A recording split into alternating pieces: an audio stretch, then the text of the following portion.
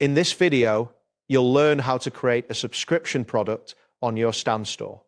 By following these steps, you will be able to set up a recurring membership that your customers can subscribe to. Begin by navigating to your Stan store.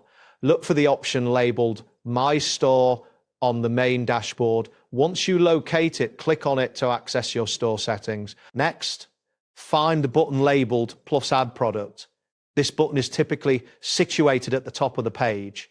After clicking this button, a new window will appear displaying a list of product types available for selection. From the list of product types, locate and click on the option labeled Recurring Membership. Selecting this option will allow you to create a subscription product tailored for ongoing billing. Once you have selected the Recurring Membership option, you will need to enter essential details. Start by providing a name for your subscription product.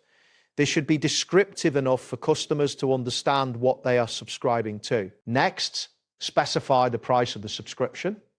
Ensure that this amount reflects the value of the product you are offering. Then set the billing frequency by choosing from the options available, such as monthly, weekly, or yearly. This detail is crucial as it determines how often customers will be charged. After entering these details, you can add a description to provide further information about the subscription. This is an opportunity to explain the benefits and features of the product.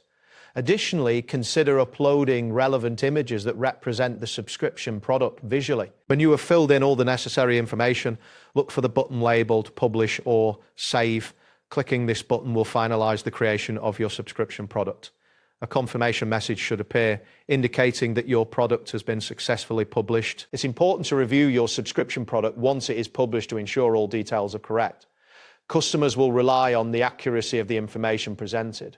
Additionally, keep in mind that if you have large images or extensive descriptions, it may affect the loading time of your product page. That wraps up today's guide.